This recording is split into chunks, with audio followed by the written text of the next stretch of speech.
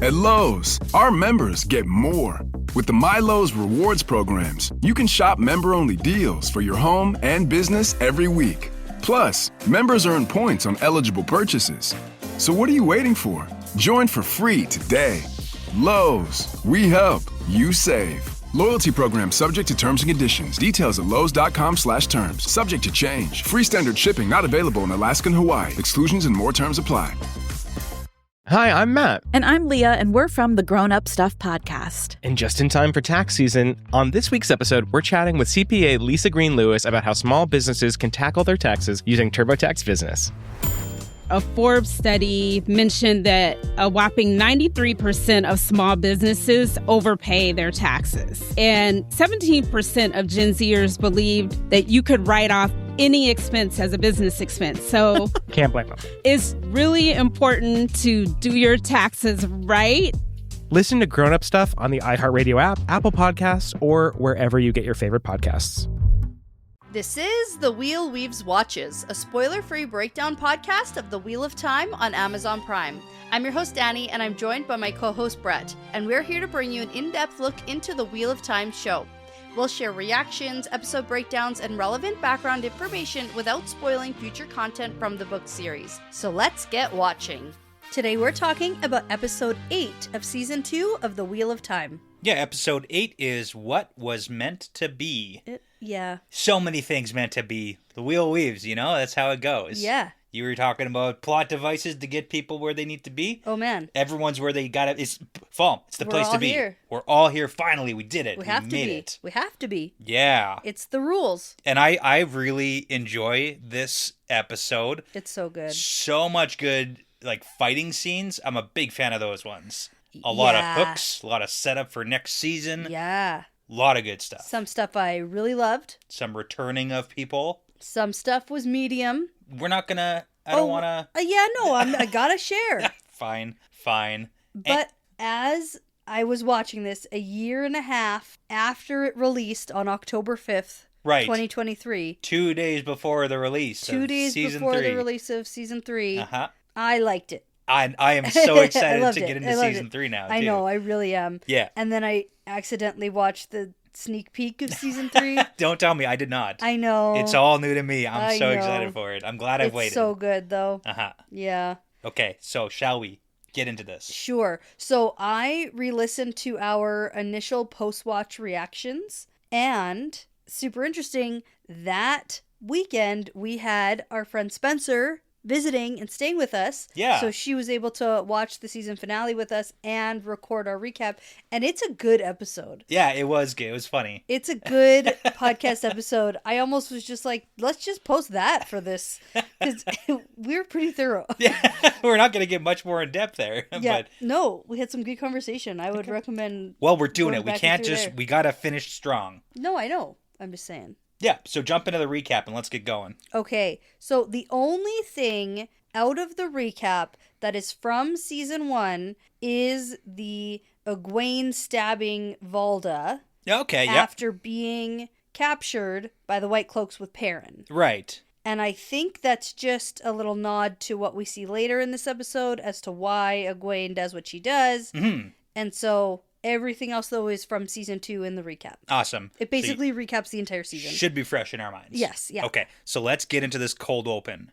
Okay, and an interesting fun fact. Yeah. This cold open of episode 8 of season 2 mirrors episode 8 of season 1. Yeah, so the 3,000 years ago. So in season 1, we got the conversation with Lews Therin saying, hey, we've got a chance to cage the Dark One. We should do it. We should do it. And then the women said, no, we're not coming. Crazy. And in this scene, it opens 3,000 years ago. We've got the group of male channelers who are sealing Ishamael away. Mm-hmm. All males, obviously, because that's what happened. That's what happened. Yeah, that's what happens when the women didn't come along with it. Mm-hmm. Yep. So we get a bit of a monologue here, and I do want to talk about this because this is something that is referenced a few times this episode from Ishamael as to his whole issue with the Wheel of Time. Yeah, because he brought it up last episode too. Yeah, we really got to drill down. He does not want to do this again. He wants to die his final death. He doesn't want to come back. Doesn't want to come back. Doesn't want to be reborn. He wants it to be over. And he's telling Lews Therin he's got a chance to do this. But then we have Lews Therin saying, we're not going to do that.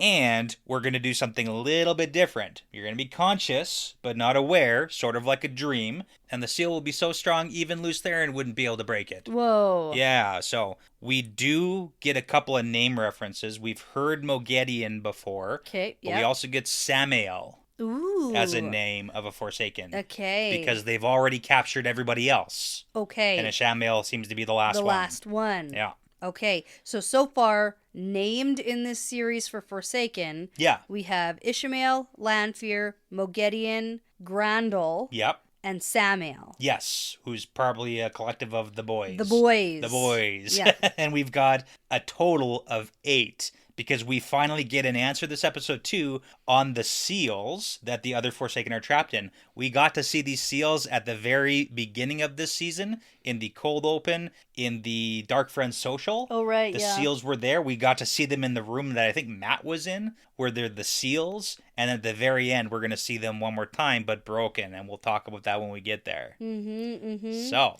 Yeah, and I have some questions about this. Sure. And I had some questions when we first watched it, and I don't know if I should wait till later when we're talking about the seals, or should I bring it up now? Let's talk about it later when we get into that stuff, because there's a whole heck of a lot of things to get to. Okay, remind me. Seals. Because I feel like it's pretty convenient that all 6 are just sitting in this room right now. Okay. But we'll talk about that later. Sure. Yeah. Okay. Uh-huh. No, you want to talk about it now? I want to talk about it now. Yeah. Okay, go ahead.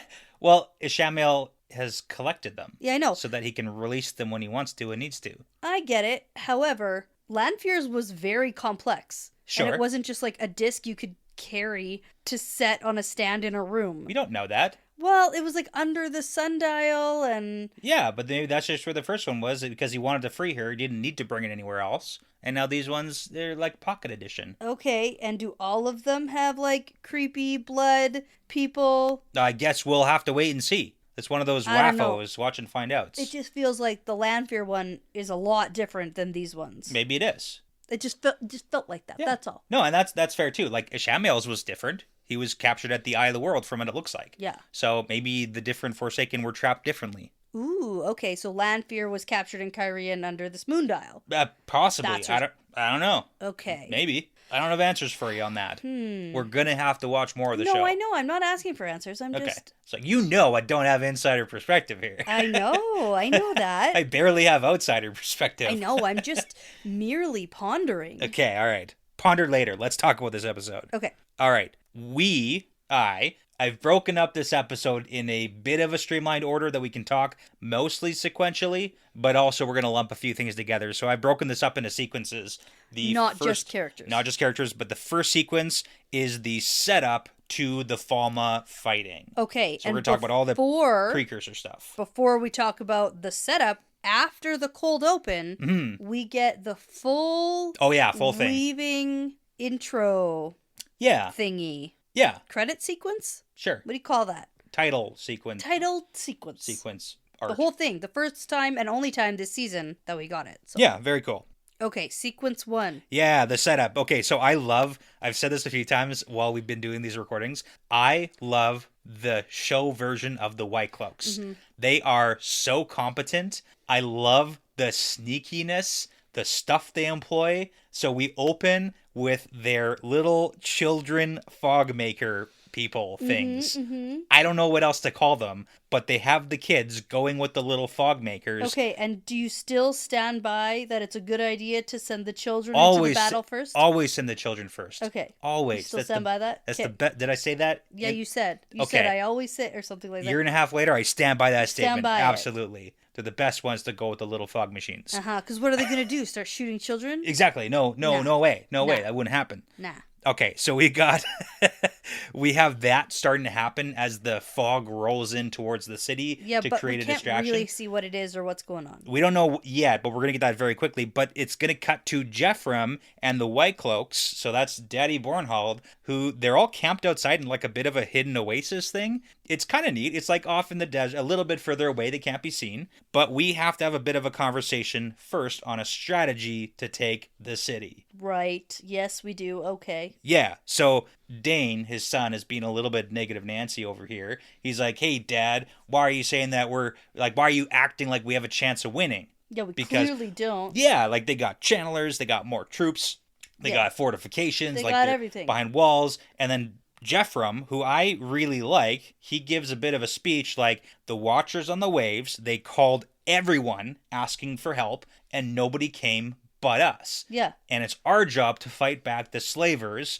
that have come across the ocean. Like, I kind of respect that point. I know. Say what you will. Like, they do a lot of terrible things. I know. It's so annoying. We have to root for the White Cloaks. I'm rooting for Geoff in a sense. Okay. And even that feels weird. But Yeah. I do. Like, watching it back, I like him as a character. Yeah, that's fair. He's the closest thing to, like, what a White Cloak should be in my eyes. Okay, I agree. But you felt that way in the books, too.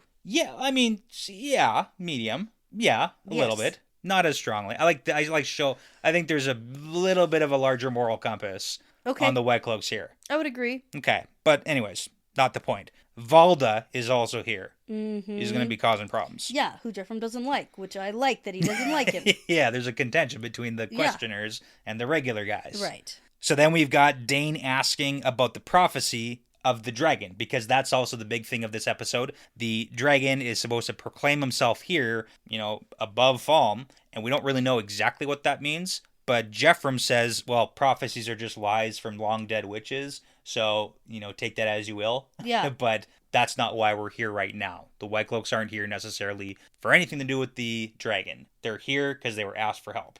Yeah, and then that pretty much wraps up the White Cloaks here at the beginning. Yeah, that's the because we just setup. sort of get like, okay, this is what they're doing, and we're gonna wait and see what happens with that. Gotta wait for the cinematography to kick in. Or something. Yeah, whatever that means. Yeah. Yeah.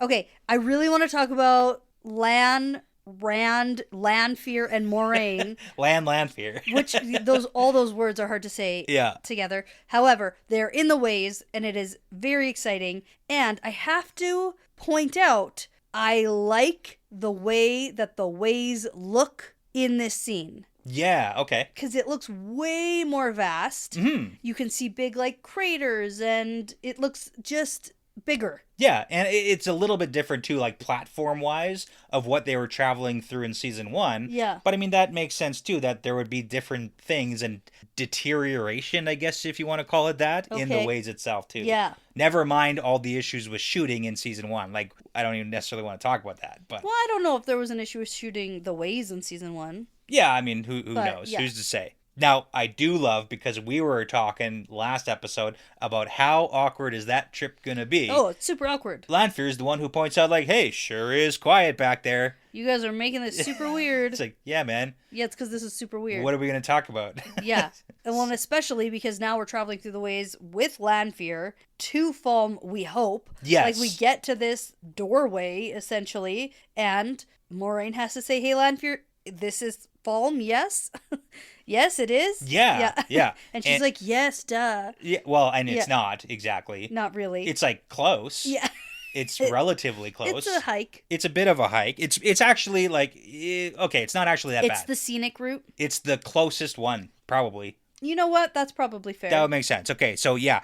She opens up the way gate and then tells Moraine, hey, when the time comes, raise the banner, and then blows them out of the door. And I do like that. Except the quickness at which she does all this and the strength at which it all happens. Oh, yeah. Just layers on. The power differential.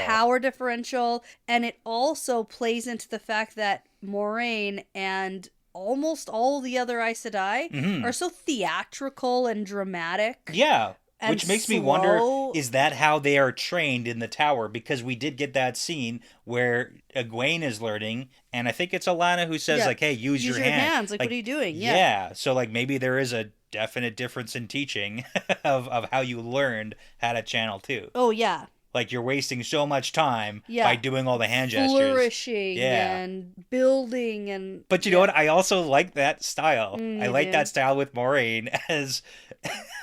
I think it's Rosamund just Pike less does a good effective. Job. Maybe. It's much less effective than what Lanfear does. Well, yeah, okay, maybe. But, hold on. the power level of Lanfear with the theatrics of Moraine. No, thanks. Maybe that would just be like, top tier. I don't like the theatrics. I like it. I like the idea that you can just like flick your fingers. That's or, cool like, too every once in a while, but Nah. it looks more mystical when you're like doing. I don't like that part. Okay. I never have. Okay. I criticized Maureen pretty hard in season 1 about it, and I still stand by that. Okay, well, I'm opposite side of the fence there. That's okay. And then what actually surprised me is that she only throws Moraine and Lan out the door. Yeah. And then closes it. So she's back in with Rand. Yeah. And I was like, oh, I thought we were all traveling together. Yeah. No. No. So they're out on their butts in the sand. Yeah. And then Rand is inside the ways with Lanfear. Yeah.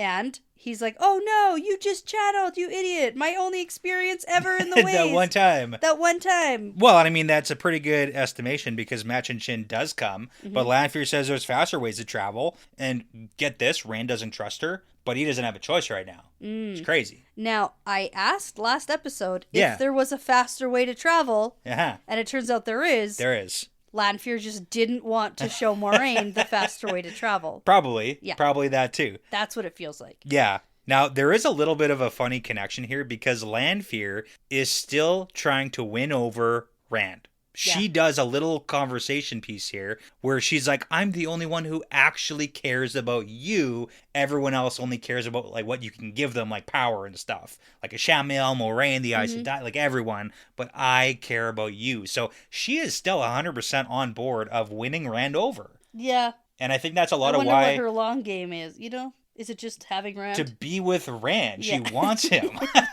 They're supposed to be together. Yeah. Don't you understand? Yeah. So anyways, Machin Chin comes and then they're out. But they go. Yeah, we don't really actually see that because it's a little bit overlaid of all the wind a little bit. Stuff. Wind whipping, yeah. Wind whipping. And all the intrusive thoughts. Yeah, it reminds me of bats. I think it's supposed to probably, but... It kind of looks like a swarm of bats. A little bit. Yeah. Okay. Especially in cartoons. Yeah. You can't see like individual bats flying around. It's just kind of like a cloud. Right. Yeah. Okay, we got 2 more things to talk about in this setup to the Falma fight. Perrin, Avienda, Bane, and Chiad are approaching Falma. Yes. Falm. Sorry. Yep. And I do love that the Aiel, they notice the fog and they're like, that doesn't belong here. And they know that this means that there's going to be fighting today. And a lot of people are going to be waking up from the dream. Ooh. Yeah. That means dying. Dying. This is the dream. The life is the dream. Life is the dream. Life is but a dream. Okay. As in row your boat. Oh, yeah. Okay. Right? And then you wake up from the dream. Because when you see a crocodile, don't forget to scream. Exactly. Yeah. Which, fair reaction. Yeah. Okay. Now, Perrin tells Hopper to stay here because it's not safe. And Hopper's like, what the heck, man? Oh. Not gonna. We're gonna, well, yeah. Jeez. Okay. Last thing we gotta talk about. Ishamael is up in Falm. He is, like, watching the fog approach. I don't know if he knows. I assume he always knows. I assume he knows. He knows something's going to happen. It's safe to assume. Yeah, but he doesn't say anything because it's just Lanfear shows up and she's on the bed and they have to have a little conversation. A weird one. Okay, so Lanfear's like, hey, I brought Rand to Falm. And Ishi's like, no. It's too soon. Don't do that. We're not ready to do the thing. And then Lanfear calls him up because he's never ready to do the thing. Because he's always going to be procrastinating, because that's what he does. And it really does feel like that's what he's doing. Because even throughout like the last episode and this episode, he's like, I can just wait till next life. He says that a few times, and I think it's so funny, because you have to assume, okay, so he's the dark one. He wants to break the wheel. They want to win. And they have all these dark friend recruits who want probably power or whatever. Yep. Whatever you're going to get. And then you keep saying to all these people who you've recruited, I'll just wait till the next time around in another, I don't know, 3,000 years. Yeah, that's how little he actually cares for anybody in this Because it doesn't matter, because he knows he's coming back. Yeah. That's his whole point, is he doesn't want to anymore. You just have to assume what the other people, like what the dark friends are thinking. It's like, what the heck? What do you mean? Yeah. What do you mean next time? Like, yeah, I don't have a next life. Do I? Are you bringing me back too? No. No. He doesn't seem like the one to have many traveling companions. No, and then it seems like they're a little bit closer than I would have initially thought. Well, we're going to get that from Moraine later, that Ishamael, Lanfear, and Lews Therin, back before the War of Power. Three best friends that anyone did have. Three best friends that everyone could have, yeah. Which is weird for me. Well, I don't like it, but okay. I kind of like it. Okay, so Ishamael is on the whole, he's not going to choose us. We know that he wants Rand to turn to the dark side, and he seems kind of angry and annoyed, but Lanfear says he's ready, and then she also admits that she told Rand that she would help Rand kill Ishamael, because they need Rand to see, like, if he's going to join them, he needs to see that not all the Forsaken are the same. And I find that very interesting, just with the introduction we're going to get later on. Oh, yeah. To very different. The very next Forsaken we see. Totally different. And I want to talk about that when we get there. Okay. Let's move into the battle starting. Yes. Back to the children. Back to the children. The fog children makers. of the children of the light. That's the children of the children of the light. The white fog cloaks makers begin their attack on Fulm. The white cloaks begin the attack. The children just get the fog up to the gates. Basically, the fog they get up. the fog up to the gates. I thought you said they get to fuck up the gates. Well, you never know. Both. Probably not. They're close enough that the city guards fuck up to the gates. The city guards can't see what's going on. They're like, what's all this fog? Yeah. And then the white cloaks stampede in. I love it. Stampede, trample in, trampede in. Well, I hope they don't trample, because the only people in their way are the children. So That's true. I'm going to assume the children didn't make it out of here. What? Why would you assume that's that? a very good point. I don't know that the horses were like dodging the kids with the... The kids ran. They are fast. Okay. They got out of the way. There was a plan. No children were harmed in the making sure of this hope Fulm not. attack. Yeah, okay. Okay, maybe. Okay. Yeah, I mean, Anyway, it works. They're inside. It looks good. They get in there. It looks like a good attack. Yeah. And that's what I'm talking about. Ambush, caught off guard. The competence of the white cloaks. Like, their little sneak attack, it worked. It worked. Now, we have Nynaeve and Elaine hanging out with the Suldam that they captured as a Damane. They are hanging out. They're just chilling. Just chilling right now. And threatening. And hurting. Light threatening, mild hurting, some torturing. Questioning. Yeah. We gotta find out some information. Yeah, where Egwene is, what the kennels are all about, what's going on, what's the deal. Where's Egwene? And now, Nynaeve, super scary. Terrifying. Super intense. This like badass makeup, like she looks so legit. It's scary. Great. It's fantastic. And Elaine is scared of her. Which maybe she's playing the role almost too well, where you think, hey, is Nynaeve capable of torturing someone to save Egwene? Yeah. Yeah, she is. Yeah, she is. I'm okay with that, too. Like, I don't necessarily think that that's a bad thing. Yeah, do you still consider this a mama bear act? Yeah. Okay. Because they're holding her cub hostage and enslaved. So. And a little bit of side information about how this bracelet and sensation collar of thing feelings. works. Yeah. I like that. You just gotta push on this and say it's like in your brain. You can feel it. You can feel the person, and that's going to become really relevant. Even why the Adam is working on the Suldam. Because this Suldam does not want anybody. I love it because they're like, you better not draw attention to us, and the Suldam's like, oh my god, I'm not gonna do that. Yeah, that's the last thing she wants to do. They're probably going up on the tower. Yeah, because that's where they're gonna launch attacks from. Yeah, like leave me here, but don't bring me there. Don't bring me there. Yeah, like she does not want them to get found out either because that implicates her. Yes, as Damane now. Yeah. Like it's crazy. Yeah, and her name, the Suldam that they capture, is Seta. Seta, okay. Yeah. Seta. Seta. Yeah, okay. Now, then we flash to Egwene and Rhenna in a cell, or in her cell. Egwene's cell, and they're getting ready for battle. They got to take part in the defense of the city because now the attack has started, so now all the Damane are getting ready. So now it's like super pep talk time. Come on, Egwene, you can do it. And then also like, hey, disobeying me here is different than disobeying in battle, because if you disobey in battle, the first thing you lose is your tongue and then your hands. Right. So, which is super interesting because we knew that White Cloaks were cutting off the hands of Aes Sedai. Yeah. Difference in training, though. You don't need your hands to channel. Yes. It's a mental block that Aes Sedai have. So that is a very interesting note. Or a misunderstanding of the White Cloaks on how the power works. Maybe. Because I don't think they kept them alive long enough to figure out if they could still channel or not, because they just burned them at the stake. Well, I mean, that's fair too, right? Like, how long was that? Like, at least that's the only thing that we've seen. Yeah. And we know that they don't keep them alive. Yeah. It's not like they chop off their hands and like let them go back to the White Tower. Right. which is gruesome and terrible, and I hate everything I just said. But you gotta do it. Okay. Okay. So Egwene is still being defiant. Yes. Yeah. Good. Well, yes, but also we need to not have our tongue cut out of our mouth. We need to not have our tongue cut out of our mouth. Yeah. And if I were to choose between my hair and my tongue getting cut off, I choose my hair. Fair, but I don't think that Egwene knew that hair was an option on the table to have removed instead of the tongue. Yeah, but it's pretty devastating. It is. She's pretty emotionally connected to her braid. Yeah, and then Rena steps on it just to make an extra point. Yeah. Anyways. So then we get the scene with them up on the tower because they get marched over there and they're taking their positions on the tower. And just as a side note, on the turrets, kind of. Yeah, it's like you got the high ground, right? Yeah. You can see more stuff. But on this little march, we've got Rand who spots Egwene. Yeah, I like this little tidbit that Rand sees Egwene walking by as a Devane. Yes. I like that. That is good. So so she gets marched up there. We kind of get to see the Shanshin fighting the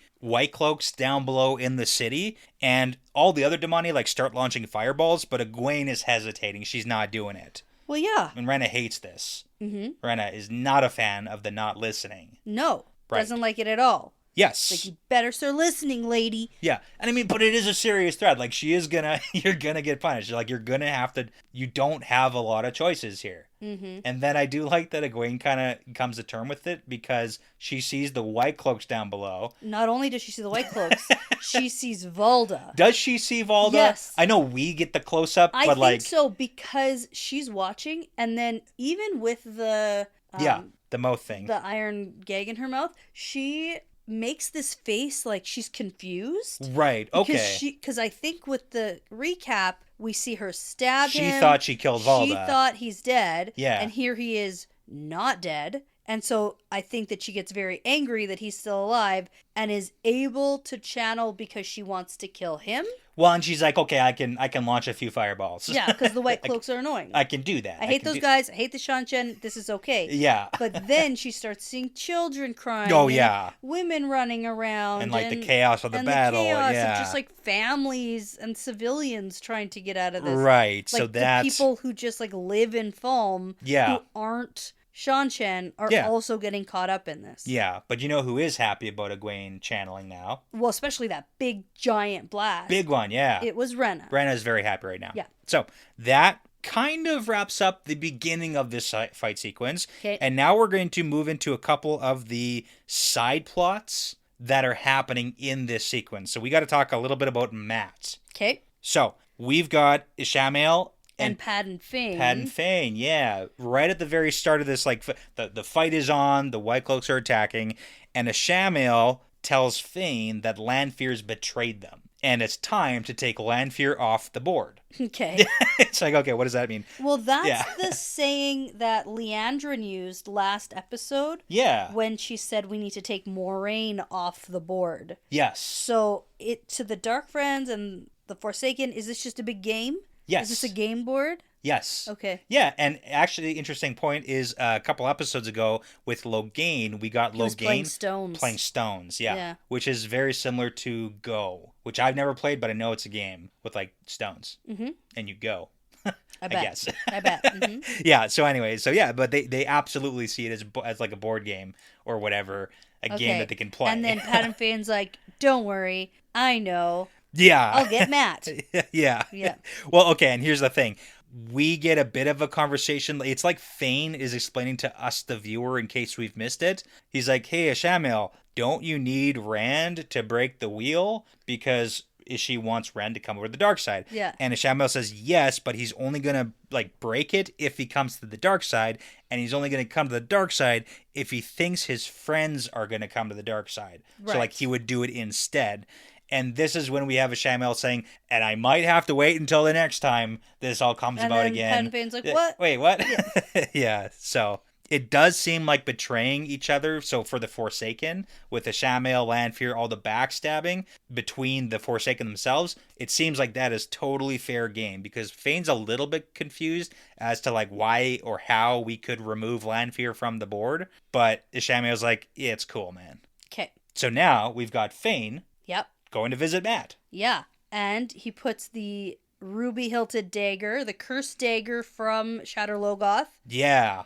From season 1 on the table. And Matt's like, oh man, no, I've been cured of that. I don't want it at all. No thanks. Yeah, no thanks. And again, we have people being very mean to Matt. Yeah, except I really like when Fane walks in and he's like, Matt Cawthon, my best and poorest customer. Because that's what he said in episode 1. Yeah. At the wagon on Beltane. That's right, because that's what he is. His peddler's wagon? Yeah. Yeah, it does seem like Matt has no idea why Fane is here. He's like, what the hell are you doing here? Like, 'cause he doesn't know. He's not privy to anything that happened. Yeah, he wasn't over there, so he wouldn't know. And that's kind of when we find out that Fane was as evil as he is. But also, I just want to keep in mind, like, Matt doesn't seem to have full memories of all the events that happened between while he was cursed. So he's got some holes there. So okay. Yeah.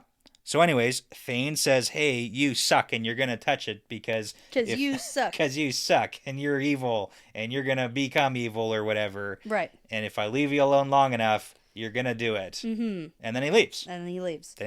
And then Matt, a little while later. Struggling a little bit. Some of the whispering and stuff. Like it's whispering to him or something. Kind of. Mm-hmm. Kind of like the foggy thing in Shadar-Logoth. Mm-hmm. Yeah. There's whispers, right? Yeah. Wasn't there? I think so, yeah. Anyway, so he finds a loophole, which I'm still incredulous about. I love it. I'm incredulous about the entire freaking thing. Okay. Like, number 1. Sure. If he puts gloves on. Does it count? And uses it. I don't know. Because he touches it through the leather or whatever that he's wrapping up at the end of this staff. Yeah. And then it just, like, stays on, no problem. But can I say something that, okay, so with the whole, it's direct contact, that is the issue. So he should just put gloves on.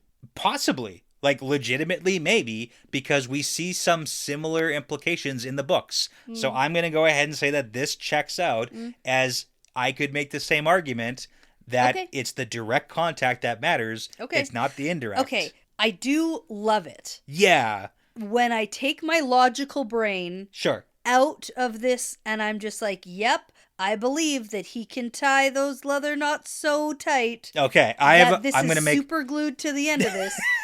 Then I'm gonna He like triples up because he's got like the cloth wrapped around. He's got the cord wrapped around. So once I stop paying attention to the logic. Yeah. And physics behind And I just want to say something. He does a little bit of stabbing. He doesn't do a lot of stabbing. Even just running with it on the end. Like, haven't you ever tried to make something before? All the time. Even with, like, duct tape, things start to go, you know? Yeah. Okay.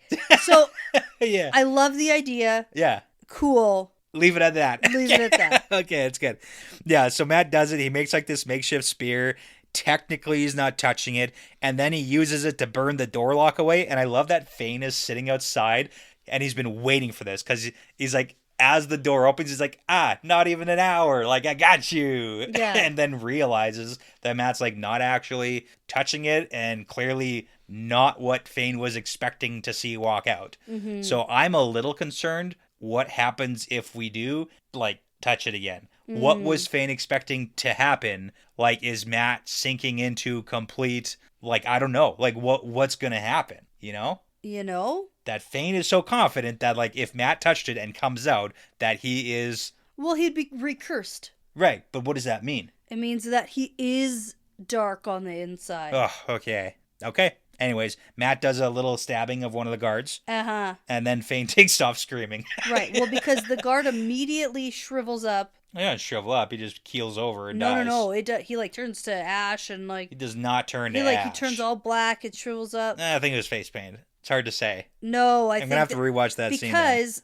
I actually thought a couple other times later on he stabs some people and that doesn't happen. Okay. And I was like, hold on here. Yeah. Continuity about what happens when you're stabbed with this dagger. Well, I would advise just don't. Don't get stabbed by it. Okay. That's the best advice. Okay. So Matt takes off running, and that's where we're going to leave Matt for now. Okay. Because he has escaped. Okay. And now is a good time for us to take a very quick break. Okay. And then we'll get into maybe some Moraine and Lan. Yeah. Reconnecting on the beach. A little bit. Okay. A little bit.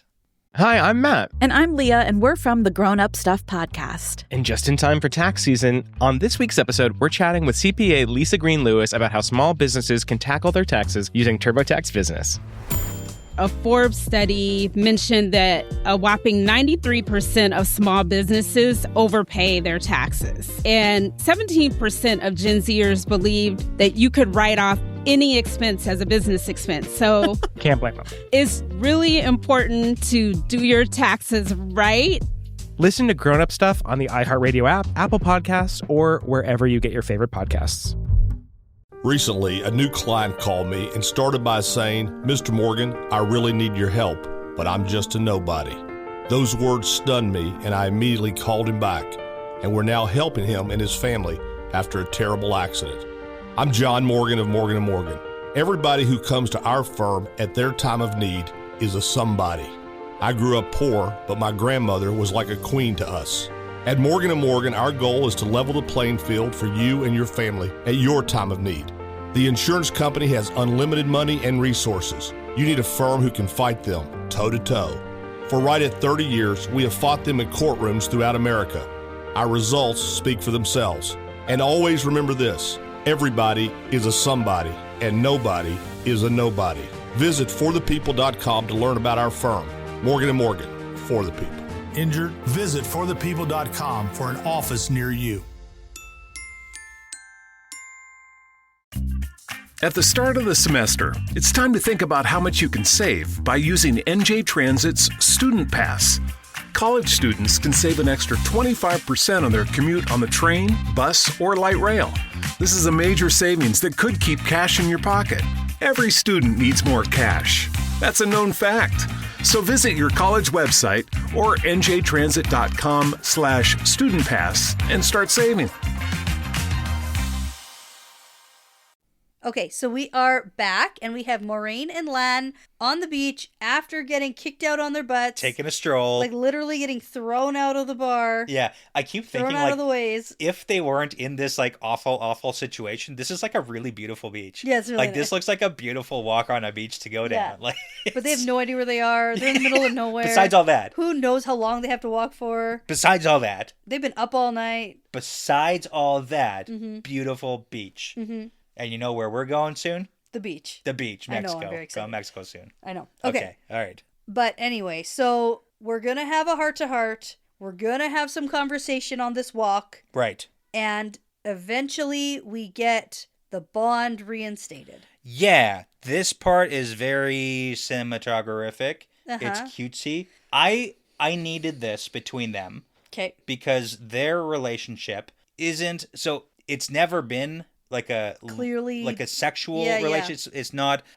they're in love with each other, but they have had an incredibly tight and strong emotional connection where they're in each other's brains for like 20 years. Yes. And they have been in it for so long together until this really rough falling out, and then Moraine just like functionally lost Swan as a person in her life, from what it seems anyways. I don't know if that's going to continue, but then for her to finally, and for him to like convince her to open up, I'm glad that they were able to reconnect. That's so nice. Me too. Yeah. And I think that the whole like showing of the bond in the form of weaves, yeah, I think that really was for us, the viewer, because I'm looking to the future. Sure. And I'm thinking that maybe other characters in this series might gain warders. Yeah. And might warder and what might bond. And so now that we've seen what this looks like, if it's happening with other characters, we can be like, oh right. That's what that is. Yeah. So I think that maybe that might be part of the and like the warder bond, it's magical in nature, and I don't want to just watch the show if they're just staring blankly at each other. It's like no, it's all in their head. It's like, well, I get that, but I want to see the visual representation. It went on for a while, but I liked seeing it. We were waiting for it. Yeah. All season. Yes. Every week we were waiting to see, because I was so sick of Mopey Lan. Yeah. And that whole plot line, and it just like Buttface Moraine didn't really do much for me. And so then this was a nice reconnection. And then she tells him like, "You're the better of us." That's why I could say what I said. That's why I could say what I said. Right? Ugh. Okay. All right, then we get a little bit of a scene with them walking on the beach. Maureen is walking faster than she used to. It's all those water buckets she was carrying. Sure.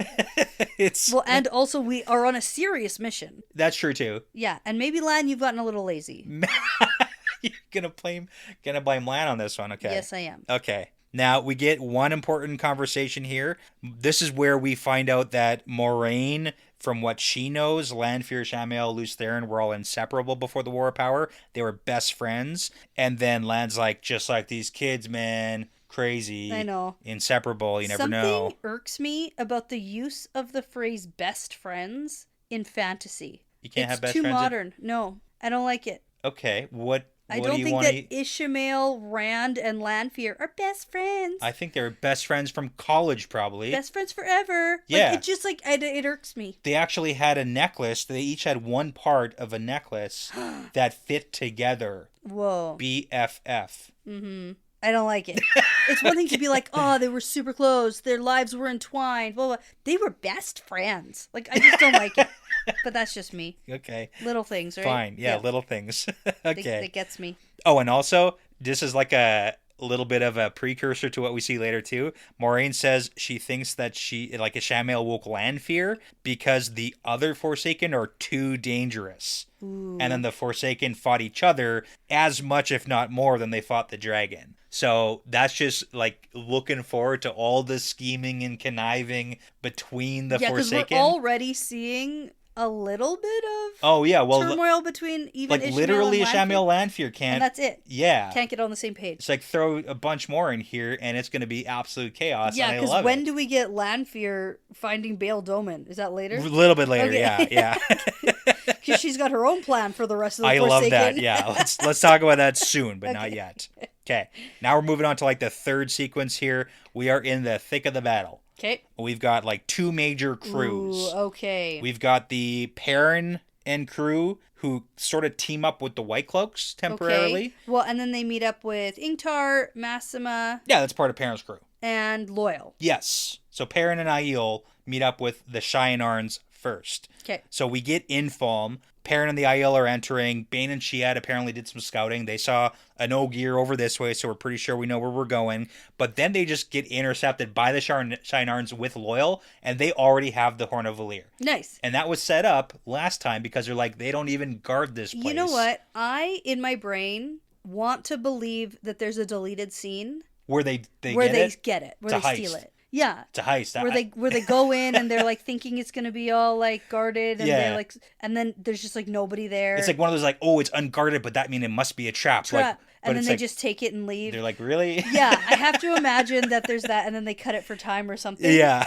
And then because it's all just explained in this 2 sentences. Well, there's a funny little line here too. They said they had help from a lady from Cairhien. Oh. It's Lanfear. Is Lanfear. Because in the next sequence, we've got Bail Daman being like, Lady Selene from Cairhien. Yeah. So, okay. yeah, Lanfear is for sure doing some shenanigans here. Okay. Now, we've got Ingtar, who is going to be in a bit of a disagreement. He wants to get the Horn of Valir out of here, but Loyal's like, we got to save That's what Egwene. We've been hunting for. We have it. Let's go. Yeah. But then Loyal kind of kicks them all in the butt and is like, those are the heroes of past ages. We're heroes of today, and y'all better start acting like it real quick. Thanks, Loyal.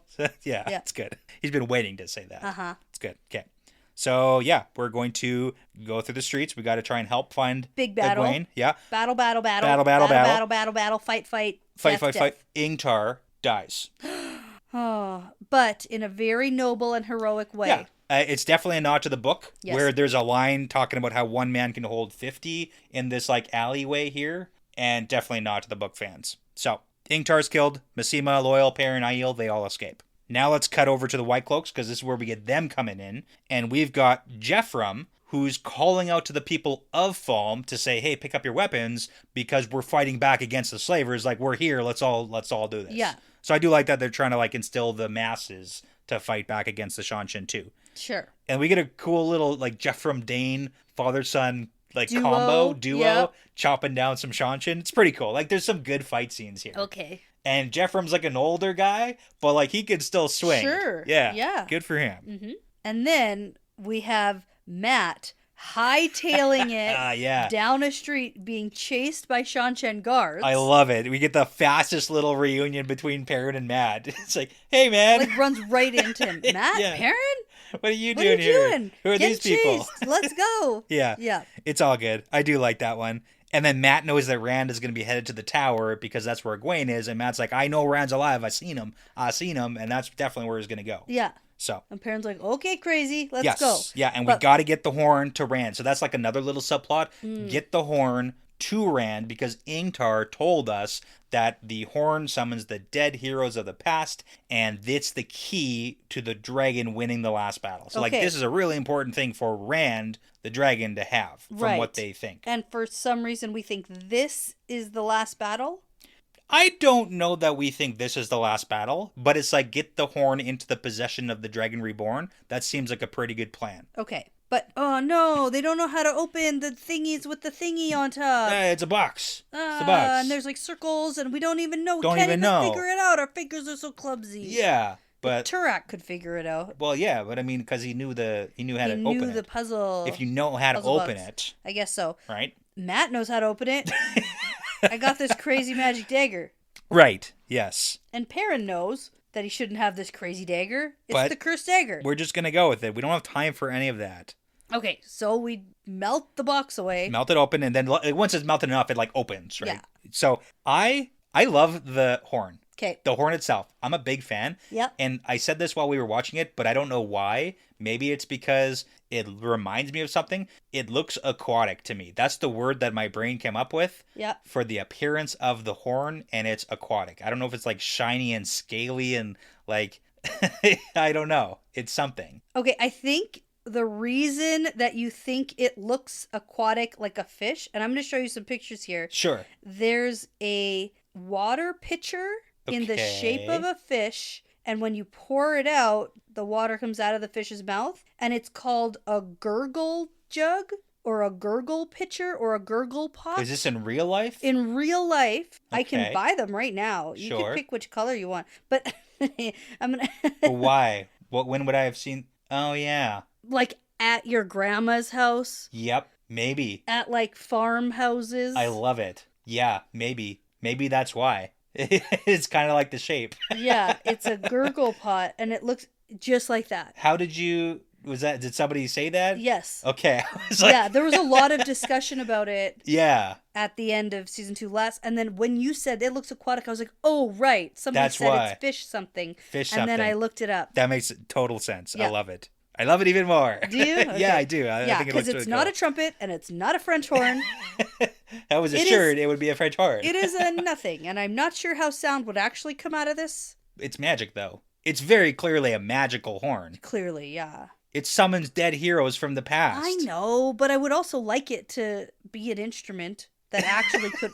You can't just toot the horn for no reason. You gotta toot if... You need the heroes. Okay, that's fine. The only reason. It's not just a regular horn. Okay. Okay. Don't be just like playing it for no reason. I feel like there needs to be a place for air to come out of it to make sound. It's magical sound. Okay. Okay. So we're not even at the point yet where he blows it. Nope. That doesn't happen yet. Nope. Matt takes the horn because he's going to get it to Rand. And then Perrin's like, we're going to buy you some time. And then they start fighting and the White Cloaks and Dane Bornhold. Oh, there's a whole thing. I love that Dane recognizes Perrin and Two rivers, yeah, I love it. And then for a minute they're like a duo fighting together. Yes, yeah, and I do like that little interaction. And then we get frickin' Valda. Ugh, that guy sucks. Frickin' Valda. Every time I see him, he has to ruin something. Okay, everything gets ruined. Yeah, so he spots Perrin. And we're in a terrible, vicious cycle of... I understand why everybody did what they did. 100%, yeah. So it's hard. It is hard. Okay, so Perrin gets tackled by some White Cloaks, and Valda jumps on top of him. Hopper comes to the rescue of Perrin. Hopper, you should have stayed out of here. Should have stayed outside. Hopper comes to the rescue and starts biting the crap out of Valda, and we're like, yeah, that makes sense. Okay, so does that mean Egwene's blast didn't get Valda? Or is this back in time from when we saw Egwene blast? I don't think she got Valda. Okay.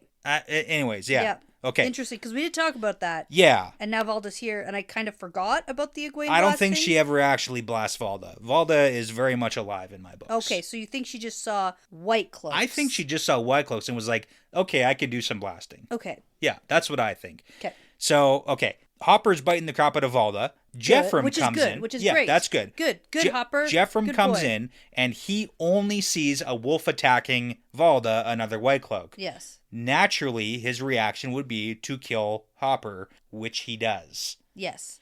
That's a hard one. It's a hard one. It's worse to watch an animal die on screen. It is. This was probably the worst. Than it is to watch. And we see a lot of people die this episode. And that was good doggy acting. It was. Yeah, it's like. And then we get the vision of him hopping up to the. Yeah, heavens. Perrin like sees his spirit leave his body and hops. Oh man, just okay. It's the worst. Okay, and this is the thing. I like Geoffrey because I think he is doing what would be a natural reaction. Oh, I don't even want to say that. But it's true. Saying, but it's true. Yeah, it's true. Hypothetically, and I said this in our post-watch recap. Hypothetically, I would kill a wolf if it was attacking you. I appreciate that. Yeah, hypothetically. Right now, I'm not sure what. Okay. All right. So Perrin sees that. And then Perrin goes full rage mode and picks up an axe. That's my friend. Yeah. And heads outside and just absolutely chops Geoffrey right in the chest. Yeah. And just keeps chopping. Well, yeah. We're going to leave it there. Because he chops. Yeah. We're going to leave it there for now. And we're going to come back to that scene. And so it's so annoying because Hopper should eat Volda. Yeah. Geoffrey is in his Volda. rights to attack. Yeah, I know. And even though Geoffrey doesn't like Volda, we can't he's just part of the organization. Let him get attacked by wolves. Yeah. So that's a hard thing. And I guess cut down a wolf. And then Perrin is 1,000% in his right. Makes sense. I think. Makes sense. To go after Geoffrey in a rage. Makes a wolf sense. Rage. Makes sense. Like it makes sense to me, and that's the hard part here. Okay, we're gonna come back to this scene a little bit later on. We've got another sequence happening in the thick of the battle. In the thick of it, we've got Nynaeve and Elaine, and then Egwene. So we're gonna talk about them. Okay, go on. Okay. So we get a lot of the same, we get a couple of little tidbits. So Nynaeve and Elaine and the Suldam Seta, they're heading through the streets towards where Egwene is, the tower, and Seta basically immediately takes an arrow to the neck and dies. And the bracelet falls off Nynaeve. Which... right away. Yeah. Very fast. And so that's interesting for us to see that when a Damani dies, or a person who's wearing the collar dies, then the Idam, whatever, falls right off. Falls off because it doesn't need to stay on a dead person. Yes. I guess that makes sense with the whole healing it by putting it on a woman who can channel. Right, okay. Elaine also gets hit by a bolt in the leg right away. Yeah, same scene. Which I have some questions about, but that's okay. Okay. What question do you have about that? Well, maybe not about her getting hit with the arrow, but really just about how we're getting the arrow out, and then she just can stand up, and there's no blood loss. And we push the arrow through with the fletching still on. And well, okay. So let's go through that. So it's just ugh. Nynaeve can't figure out how to heal. There was a moment where you're like, "Oh, Nynaeve, are you going to do it?" No. And she can't. Elaine even tries to talk her through it. It's like, imagine a flower. Yeah. No.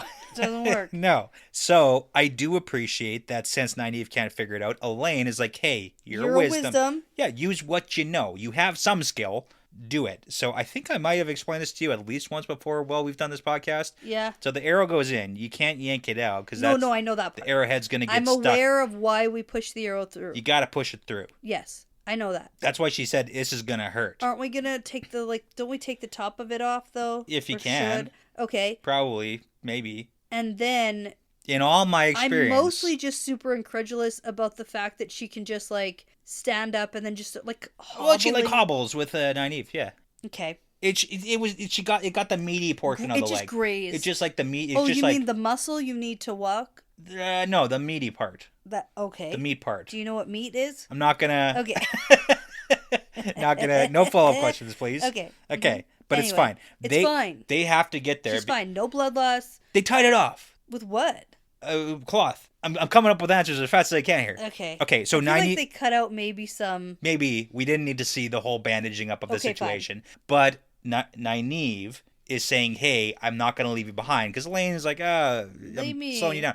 We're not going to, because when we get to Egwene, we're going to need someone who can channel, and that's not Nynaeve. Plus, we need Elaine to see Rand, and Rand to see Elaine. We need a meeting. Okay. We do. Okay. I'm so excited for that. But anyways, back to Egwene, because that's all the Nynaeve and Elaine stuff. Yeah. Back to Egwene on the tower. Okay, so the blasting is continuing. Yeah, and it's chaos in the city. And then Renna's like, okay, do it again. Keep going. You did a big blast. Good for you. keep blasting. See how the other Damani are like constantly? Yeah. And you're just like...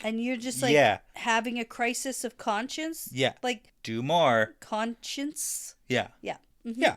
But Egwene is like, no. And then she spits out her pacifier. Yeah. Right on the ground. Here's the thing. In front of everybody. Yeah, which calls Rena out basically, like, for losing control over Damani. Embarrassing. So we have to skip the taking your tongue out phase, and we're going to go straight to the chop your hands off phase. Yeah. Because we need to set an example. And here's the thing, like, this is...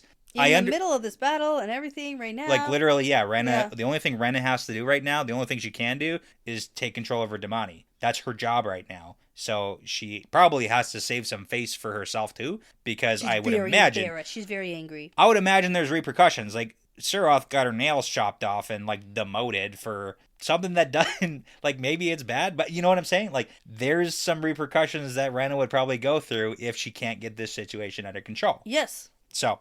She might lose her own status. Yeah. Now, another part here that's happening, while we're about to see Rena give Egwene one last shot, the White Cloaks, being an effective fighting force, have a backup plan. Wheel up a bunch of catapults. Get a bunch of catapults and start launching rocks at the tower. Because that's where they know that the channeling is coming from. Yeah, and I like it. We get to see like a bunch of rocks being tossed, and I know that one of the things you probably didn't like is we see the tower get hit, and everybody except for Egwene and Rena basically get killed. Yes. It's coincidental, but believable. Like, what, you want Egwene to die? You want her to die? No. Just say, you want her dead. And we do see Maigan. Yes. So we see Maigan. That is the collar that falls off. We get to see confirmation she dies. And I think we get to see the collar fall off, and we get to see Egwene see that. See the collar, yes. So she's like, oh. Yeah. If my Suldam dies, the collar comes off. That's how I get free. She pieces it together. And so... One thing I'm going to say that in my mind helps solidify the whole rocks being tossed to the tower and only Egwene and Rena are still alive. Are you going to say they were standing in the middle? Maybe, yes. That's one of it. But it wasn't just one rock. No, I know. We saw multiple. So there was multiple strikes. And then after the dust settles, Egwene happens to be alive and Rena happens to be alive. Yeah, I know. I said coincidental. Yeah. I'm just pointing it out that I like to... Mm-hmm. That's my rationale. Yeah, you got ahead of me on that one. I had to. Yeah, you knew. Okay. You know what I was going to say. Okay. So yeah, now we get this amazing scene. Egwene... Face off. Yeah, face off. Egwene alive, Rena alive. And Rena is so pissed off. And starts just like hurting Egwene. And in a brief moment of a lapse in pain, she snaps the collar on Rena. Yes. And I love Rena's reaction. She's like, what the heck? Stupid Egwene. This one isn't going to work on me. Yeah. It's only works on it. Women who can channel. Yeah. And then we get the formation of the... Yeah, big reveal. Boom, mic drop. Big reveal. Yeah. And then Egwene has to explain to Rena and also us, the viewer. And to us, the viewer, too, because it also explains what happened with Seta. Yes, the Suldam. The other Suldam and Nynaeve, and why she was able to use it on her. Yeah. Yeah. So long story short, Suldam can channel too. Only just a little bit. They're so weak that the searchers who find women who can channel... couldn't pick it up. Exactly. Right? So that's pretty huge, because now you literally have channelers who are collaring channelers because they think all channelers should be collared. Like, the entire societal makeup of the Shanshin is built on a faulty premise, which probably has some repercussions. Right. Which we're not going to see here, because both Suldam, who got a collar snapped on them, are dead. Oh, that's true. Seta and Rena are both dead at the end of this episode. So we don't have any Suldam who are currently and actively collared that we know about. Okay, but this is a thing now that Egwene and Nynaeve and others... We know that it's a thing now. So yeah. Okay, 2 things about this scene. Number 1, it's a showdown, because Egwene says, rule for being Damani, you're only getting out is if I let you out. And then it's like vice versa. And now it's just a threat of, I'm going to kill you. And it seems like Egwene is willing to die. Yes. Which is why she wins. Yeah. She goes up against Rena, who doesn't have any experience from what we see being beaten. Yep. Like, she loses. Yes. So that's the first point. I do like the showdown. Second point, I like that after Brenna basically throws the bracelet down and is like, I give. I like that Egwene Doesn't give and kills her. Yeah. I like that as closure. Well, she's true to her word. She said Last it. episode she said, You gotta follow through. I will kill you. Yes. Now, I like that they didn't drag it out. Yeah. Yep. Right? Because from when Egwene says, I will kill you, as a viewer, we can be pretty certain at some point Egwene is definitely going to kill her. Sure. But I didn't know if they were going to drag it out until like next season. Yeah. And have Rena be this kind of villain or opposition for Egwene going forward, like throughout the series. Right. Kind of situation. Yeah. And so, no, we're taking care of her right away. Yeah. And I like that Egwene doesn't even have to say anything about it. Like, she doesn't say anything. She doesn't, like, mock her. Doesn't say, oh, I told you I was going to. Like, there's nothing. It's just stone cold. Yeah.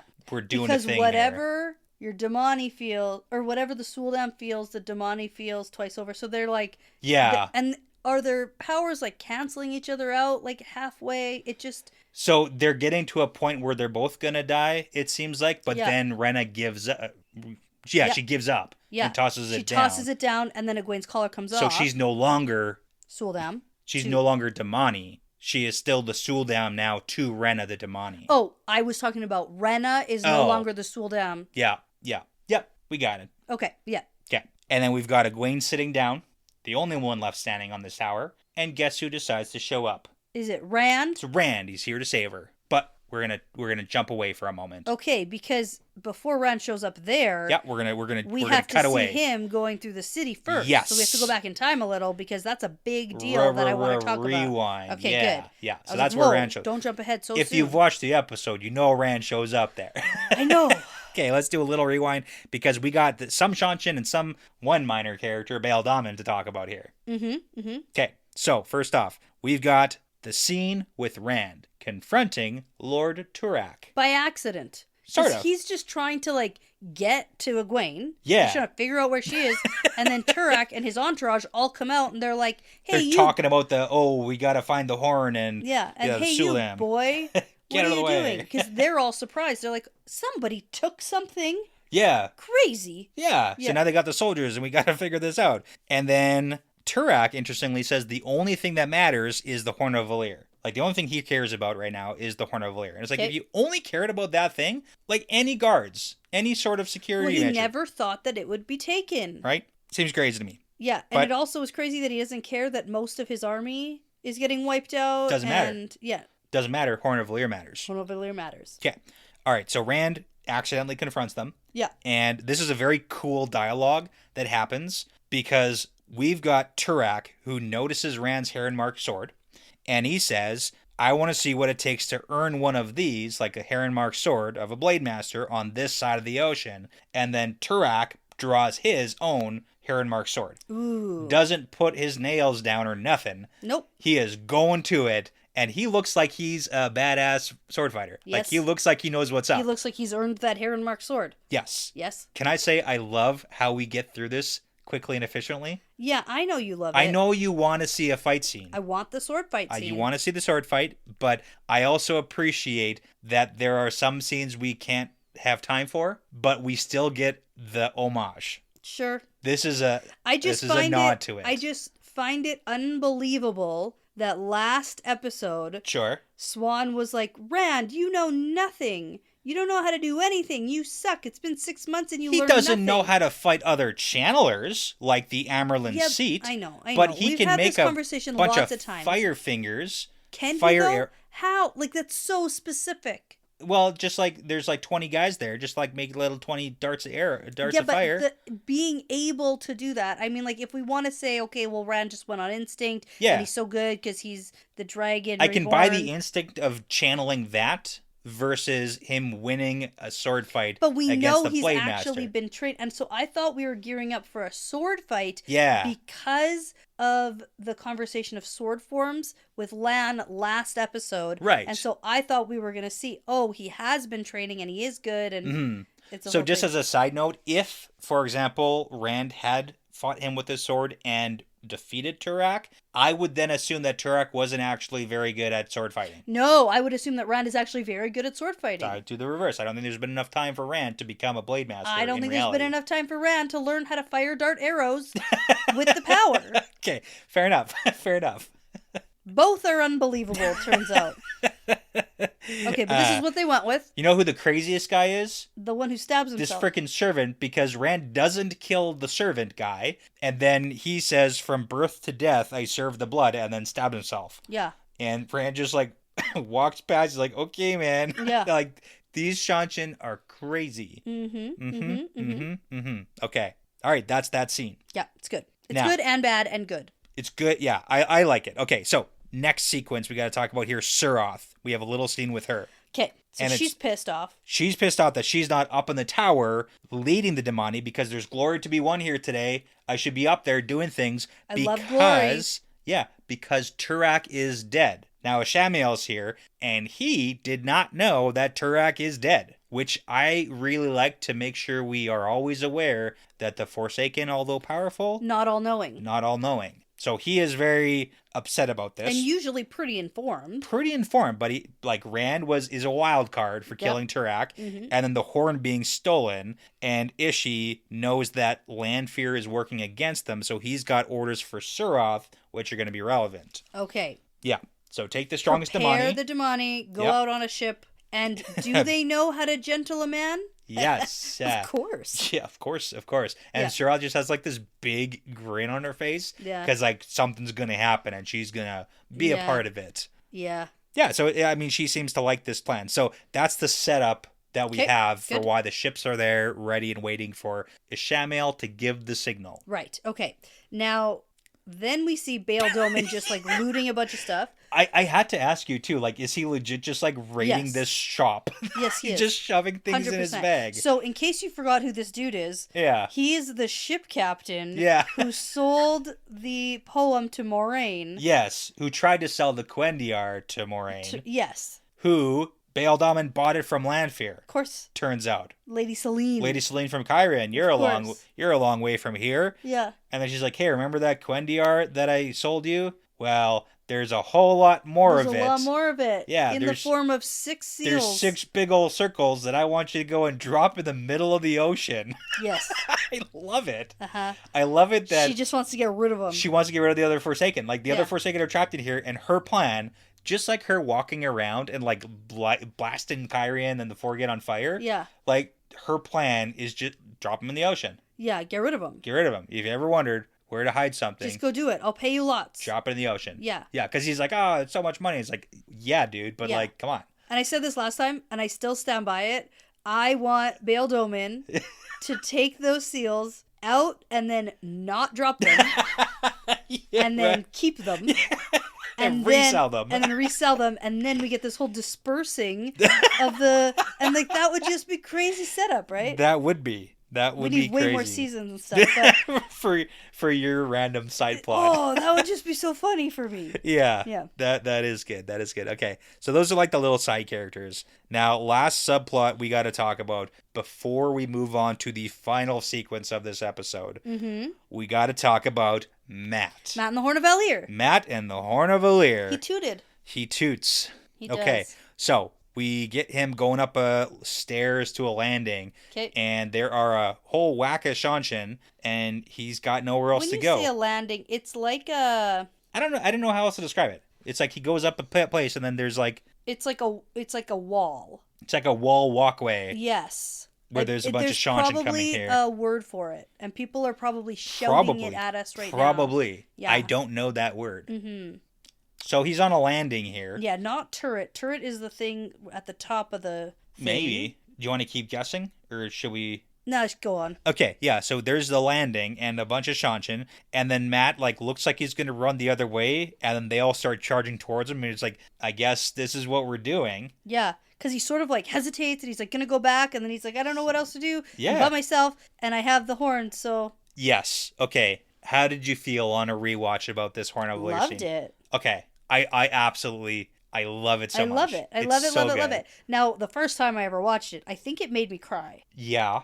I got the chill. Like, Yeah. this is the scene. This is a scene that you always imagine reading these books, The Blowing of the Horn of Valir. Yeah. And it's just like, I feel like it lived up to everything I ever hoped it would be. Mm-hmm. Because we've got Matt, who's, he's been having a rough time. A very rough time. And we wanted him to have some vindication last episode, and then he didn't get it. And, like, people are being sad. so mean to him. 2 episodes ago, whatever. Yeah. But, yeah. So we get the time slowing down. We get the cutscenes of the Perrin killing Geoffrey is like a slow down sequence. While that's happening. While this is happening. We've got Nynaeve and Elaine doing their best, which is not great. We've got Egwene on the ground. We've got Rand being held, which is going to be like, we're jumping a little bit forward in time here, but these are all the scenes that are interlocking with the Blowing of the Horn of Valir. Okay. We've got the fog appearing behind Matt, and then him saying, I remember. Yeah. Now, this whole Heroes of the Horn scene with everybody popping up, again, like, we don't get any names of anybody. We don't actually see or get to learn about any of them. We don't get to learn about any of them. But 100%, we got a lineup from the book. Yes. Like, anyone, if you read the books, you could probably pick out at distinctive- least a few. At least a few. And it's And so one good. extra. And one extra. Sort of. Because Yeah. who's back. Uno. Yeah, feckin' Uno. Yeah. So that's the big reveal that Uno was a hero of the horn. I love that. along. Or is. Is, still. and will always be, I guess. Like, And turns out Matt also Matt's one of them. a hero of the horn. Yeah, and then the main guy is here, like right at the front, is like, I fought by your side, times beyond number, fight with us once more. And then the lady takes the horn and like swirls it behind her back. And I'm like, hold on, wait, what are you doing with that? But you got to put it away for now. Are we going to get it back? Yeah, don't worry about it. Because I'm concerned now. You're worried about that. I'm not worried about it at all. I wouldn't worry about it. Are you actually not? Or I'm actually not worried about it. Okay. No, like he blew the horn. He did it. And then they just take it back? Well, we don't know if they take it back. What if we're going to need that again? Maybe we will get it back. Like, I'm not worried about it at all. I'm just thinking about it, you know? That's fair. That's fair. And Uno has some advice. Let's not just feckin' stand here. Yes. That's the loophole so you can swear, I'm pretty sure. Yeah, it is, yeah. And then Matt leads the charge, and he calls out in the old tongue. We've got a little bit of a saying, but we don't get a translation on it. No, even on the subtitles? Yes. I was looking to see if it would, but it's not. It's the saying in the old tongue. Yeah, Doviendi, Satovia, Segan. Mm-hmm. All right. And then we had an awesome fight sequence where Matt is doing a lot of like leg sweeps and such, but he's not doing so much stabby with that dagger on the end. A lot of leg sweeps with the stick, though. Yeah, no, he's doing great. Yeah. And everybody's fighting, and it's excellent. And Uno's got the sword and shield, and we get a cutscene here. So this is where we're going to jump back to Perrin and Geoffrey. Mm-hmm. Because Geoffrey is dead on the ground.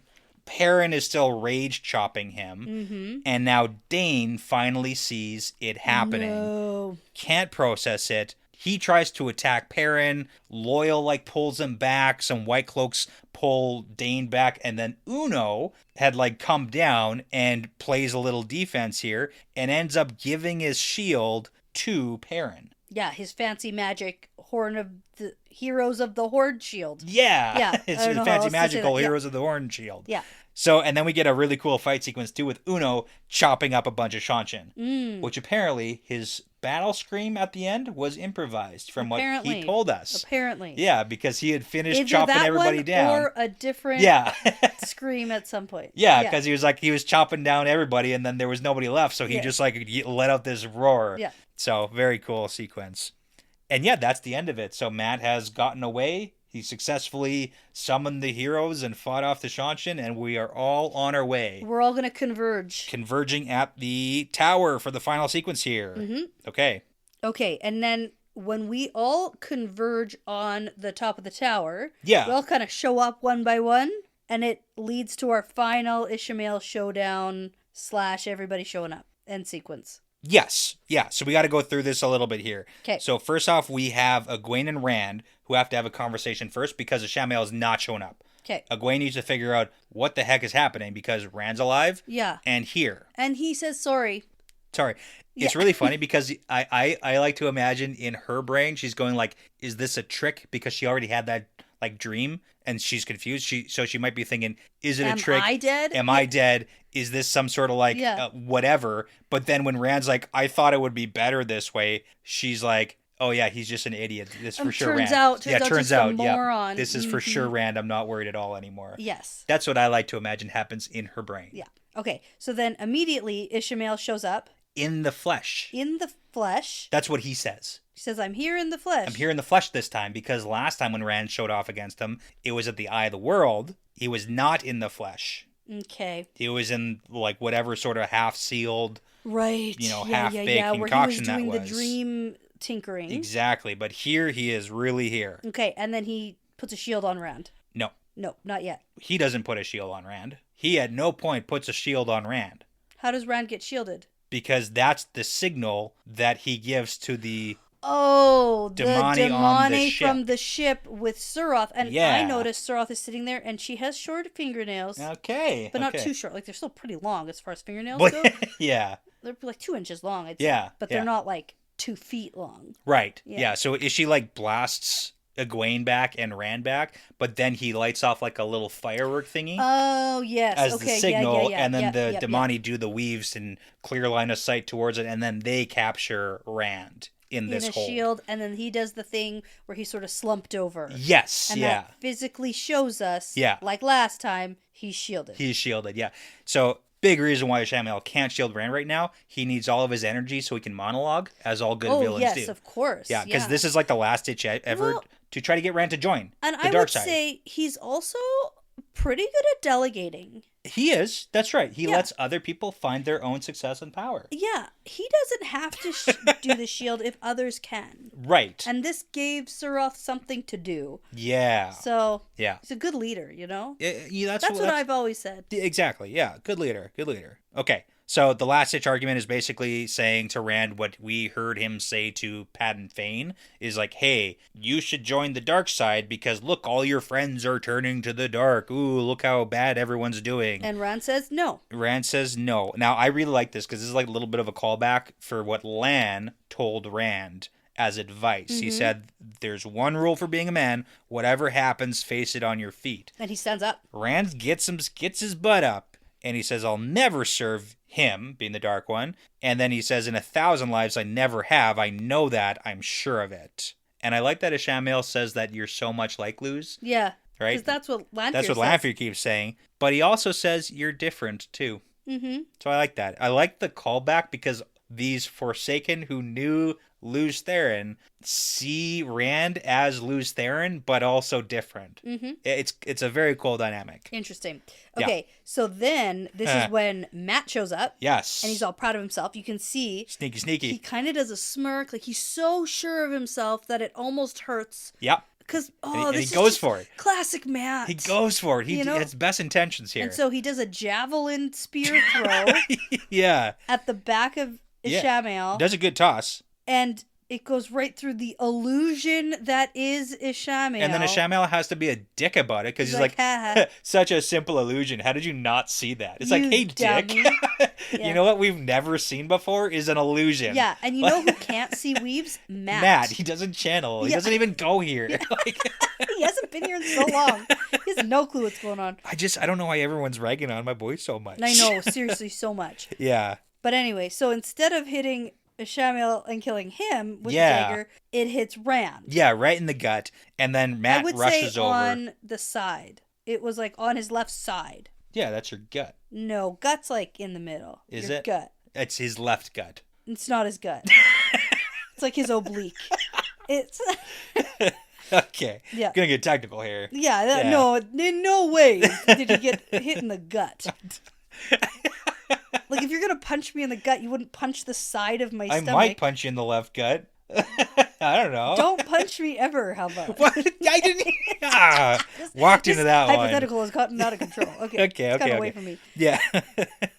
That's so funny. All right. Letting our imaginations run amok. Mm-hmm. All right. So Ishii, all of a sudden, because he's like, oh, sorry, old friend, blah, blah, blah, blah, blah, because monologuing. Yeah. Ishii gets kind of pushed back a little bit, and Egwene is back on her feet, and now she's playing defense, and then she forms like this shield. Go Egwene! I love it. She's pissed now. She is not happy. No. Not happy, because we got Egwene's entire thing saying, if I had been ready at the eye, maybe Rand would have lived. And now she has a second chance at basically saving Rand's life. Rand, yeah. and she goes toe-to-toe with Ishamael. Yeah. Like, wow, good for her. Yep. Let's do this thing. It's great. Yeah. So it's excellent. He seems somewhat surprised and maybe like because he's like, taken aback. Step aside, child. And then she's like, shield, you can't get past. Can't do it. And he starts like blasting it. And he can't get past it. A little frustrated. Yeah. Takes a little bit of time.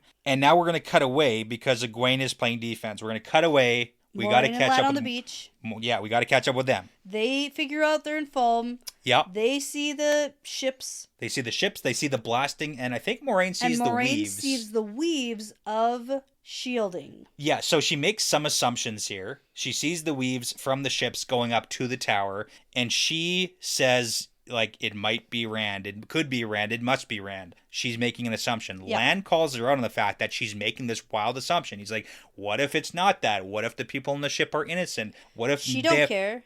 But I love that because that gets past all the issues that Moraine might have about the oaths. She says, I will kill 1,000 people. I will let 1,000 people die on the chance that it will save Rand. Yep. Because that's what it means to be in his corner. Yeah. So I love Moraine's headspace. Well, and that's where she's been this whole time. She never hid that. No, and she even said to Rand, I'll kill you. I'll kill you if you're going to go to the dark one. Side. Yeah, like she's very open and very clear about her intentions. And I just appreciate that she sticks to her guns. Yeah. And we get a very I like the cinematic weaving. She's gotta charge it up. She's gotta charge it up. Okay, but while also Lan has to do some fighting. Yeah. Behind her. Yeah, we get a reference that there's like soldiers on the cliffs and they're coming down. And then they're down. They're here. And I love this because now that we've got Lan. He's got his warder power. Full warder power mode back. He is back, baby. Sure. He's back. Sure. And he is just chopping. He like catches an arrow and like stabs a guy. It's so cool. It's great. It is. I just love it. And then Moraine does Dancy Weaves.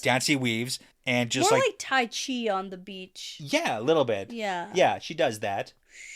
I like it. I like the cinematic nature of it, okay? Let me have my channeling. I will. Okay, you can have it. Just let me have it. Rosamund Pike can do no wrong. She can do anything, and I will watch her. She can do anything. It's fine. Okay, so... blows up the ship. It's the best. She does. Yeah. Very cool, like, flame waves. And we see Suroth and, like, her voice noticing, like, oh, shit. But all the Damani, all the channelers are, like, focused on Rand and doing that. They can't. They can't divert right now. And then, yeah, go Moraine and exploding the ships. Okay. So we flash back up to the tower. Cut back. Yeah, Ishii is really challenging Egwene. I assume this doesn't hold for very long. Like, Egwene goes toe-to-toe with him. Yeah. But it's not for a very long time. In this time, Perrin shows up. Yes. With the magic-y shield. Yeah, magic Uno shield. Okay. And then, so that helps even further. And then Nynaeve and Elaine hobble over. Rand's bleeding out on the ground, being held by Matt. For the record, this seems to be the vision that Min had. Right. Of, like, Matt cradling after stabbing Rand. Like, that seems to be what this implication is here. Yeah, because he never actually physically stabs him. Yeah. You know, he's not holding, you know. He did it with a javelin toss. Yes. As all responsible. By accident. Right. Yeah. By accident. Yeah. Okay, so Nynaeve can't do anything. Elaine starts to do a healing weave. It looks like she's struggling doing it. Like, I mean, she's not... She's trying hard, but it's a real makeshift healing job. Okay, scale of 1 to 10, how much do you love the scene where Rand looks at the glowing Elaine and is like, who are you? Yeah, it's pretty good. It's a 20 out of 10 for me. I love it so much. It's so good. I love it. Yeah. I love it because Rand is all woozy from nearly dying in Lady Bloodlust. I think you also just like Sierra Coveney, so... Yeah. That's the actress who plays Elaine. Okay. No, yeah, that's what you like. Yeah, I like the daughter hair. Yeah. Let's be clear here. Okay. So she's glowing in the background. Beautiful. It's perfect. Okay. And Elaine manages to heal Rand. Kind of. It doesn't look good. No, but he's not dead. He's not dead. And that's good. For now. He's not dead yet. Okay. So as Moraine blows up the ship, Rand's shield drops and... they kind of work as this team. Yeah, it's a team thing. Keep Rand shielded so he can walk right up to Ishamael and then he makes his like. Well, sword Rand on starts fire. weaving. Yeah. He does his own thing, and he steps through, and just I think Ishamael. It looks like the shield almost goes right up to Ishamael, And then very- he yeah. like pushes through it at the end It does. Yeah. And just like sticks him right through the chest with his sword. with his Heron mark sword. And it's important to note he's holding the blade to push it in. Yeah. Which is how he gets the Heron mark brand on his palm. Yes. Yeah. I do like that. It's a very cool brand. It's a cool brand. Yeah. So then we get a death scene of Ishamael dying. And here's my question to you. So we Did know. you see the sword melted? Yeah, sword melted. So the hilt falls down, no blade. No blade left. Yeah, it dissolved. It dissolved, killing Ishamael And here. that's Tam's sword. Yeah, it's a little bit sad. Yeah, it is. But, okay, so here's the question. Yeah. So Ishamael turns to dust. Sure. As he's dying, he says, "Do you see it, lose?" And then Rand's like, "See what?" And he says, "Nothing at all." Because we know Ishamael just wants an end to everything. Yeah. Do you think Ishamael is getting his end, or is this just like a... You know what's super interesting? Freaking back into it, man. It's really interesting not actually knowing what's going to go on and what's going to happen in the show. Yeah. But I have to say, I don't think it's the definite end. You don't think it's the end of Ishamael. You think he's coming back. Yeah. Okay. I agree with you. Okay. Only because I think, like, even that line where he's dying and he sees nothing, it's because that's what he wants. But that's not what he's going to get. Yeah, I don't because think so. Ishamael never gets what he wants. Turns out, yeah. Right? He wants to be gone forever, but, like, I don't think so. Okay. Okay, so big deal. Moraine can sense that things have gone well. Yes. And then she launches the banner. Well, Bannered in fire. Lanfear told her to raise the banner when the time is right, and then she says the whole phrase, like, "Above the watchers shall the dragon be proclaimed, bannered across the sky in fire," and we have a fire dragon. Right. Yeah. If Gandalf can do it, then so can Moraine. Interesting. Moraine is Gandalf. Okay, I love the fire. Right. Still not a fan of the actual dragon itself. I feel like I remembered it being so much worse. Oh, okay. It's almost like I anticipated it being, like, terrible. Sure. And it's better than I thought it was. And so I'm more okay with it now. Okay. Because the first time I saw it, I wasn't expecting it at all. Yeah. And I was very disappointed. Yeah. In the CGI flame dragon. However, having a year and a half to think about this terrible dragon. Sure. It's actually not as bad as I've built it up to be. Okay. And so now I'm like, oh, okay, I was really hard on it. I think it's pretty cool. And I like the dragon styling. It is accurate to all the book covers we have of the type of dragon. Like, it's not a dragon with wings. It's a serpent It's a with serpent. legs. Yeah, exactly. So, very cool. So then we got people rejoicing in the streets and celebrating and cheering. And then we're going to get a couple of cutscenes. We just got to point them out here for the record. Okay. So we've got Avienda Bain Shiad lowering their veils. And Avienda says, Kara Karn. Yeah, the person they're Chief looking of Chiefs. for. Chief of Chiefs. That's who they're here looking for. It's Rand. It's Rand. Well, we assume. Yeah. Okay. We've got the Heroes of the Horn disappearing right back into the fog. Because they've pushed the Shanshan back I guess to the we sea. won. Yeah, we won. did it. So that's good. We've got Massima of the Shyanarans looking up at Randall wonderingly. Oh, yes, with reverence. I love this actor too. Yeah. Like, very cool. Yep. And he's a good fighter. Like, he is a very cool guy. Mm-hmm. Yep. And Lanfear seems to be happy. Sure, as she would be. That's what she wanted, I guess. Yep. Loyal. Seems good. Yeah, he's probably going to write a book or something. Yeah, and then he's working on it. Yeah.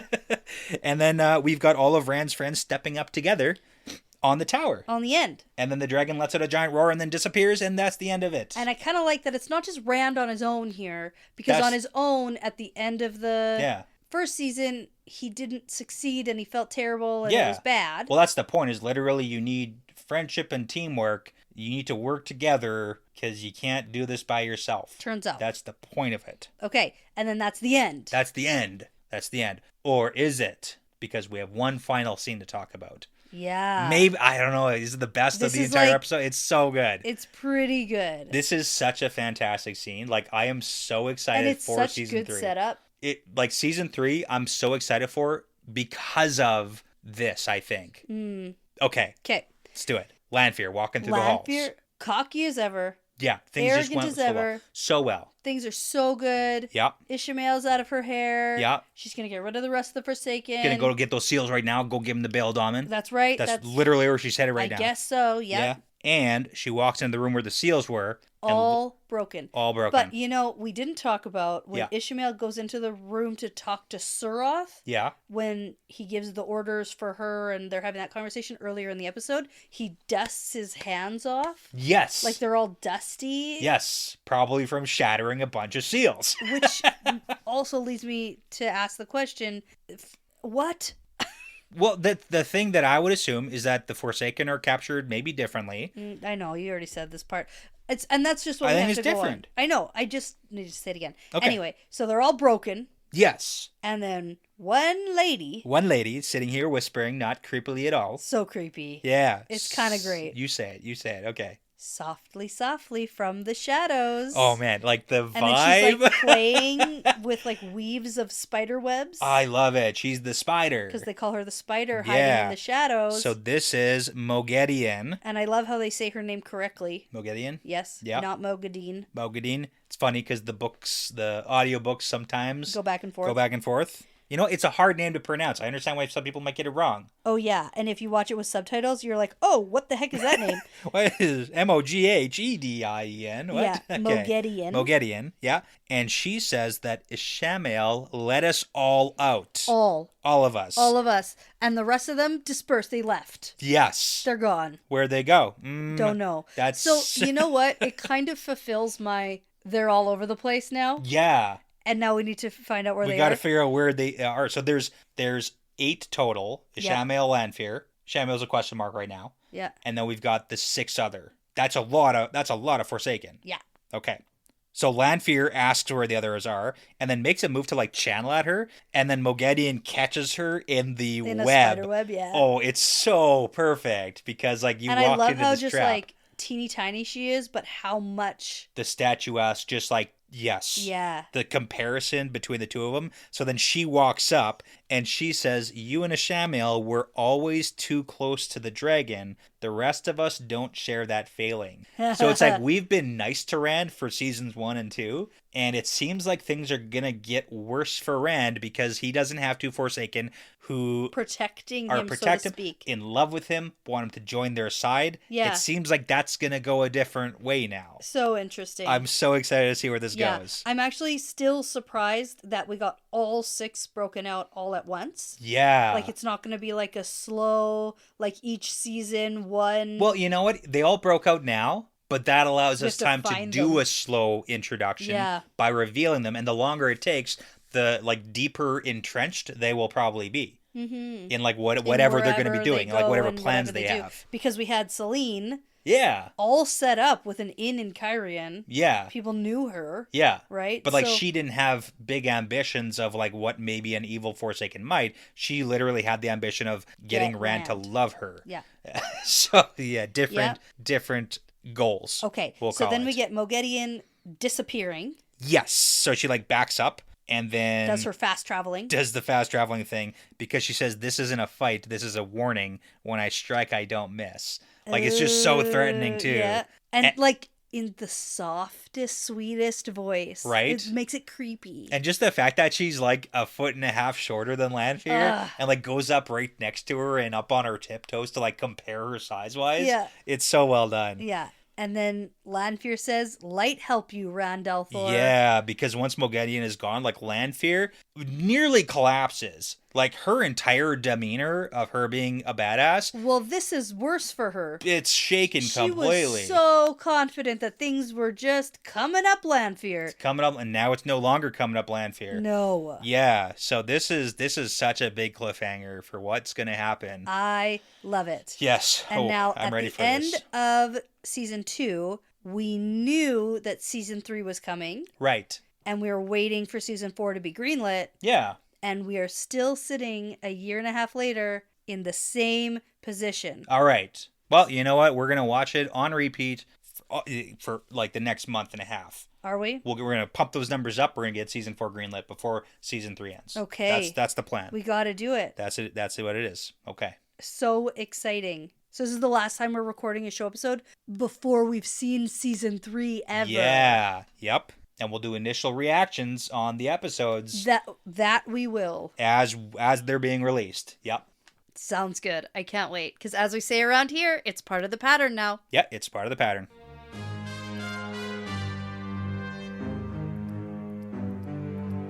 Hey, thanks so much for sticking around. That's the end of another fun episode. The Wheel Weaves is hosted and edited by Dani and Brett and produced by Dani and Brett with Passion Socks, Cody Feltz, Benjamin, Jamie Young, Megan, Jared Berg, Ricky Morissette, Adam, Mozyme, Michelle Forbes, MKM, Antoine Benoit, Lawrence Bradley, Colby T, Gabby Young, Rycat, Zane Sayaka, Matrix, Matt Truss, The Albatross, Bratimus Prime, Sarah Creech, Sims, and Saverio Bartolini. With music by Audionautics. Now, everyone, please be sure to go check out our Patreon page if you are interested in supporting us and the podcast. We'd love to send you some Patreon-exclusive merchandise as a thank you, plus you'll gain access to our episodes earlier than everyone else.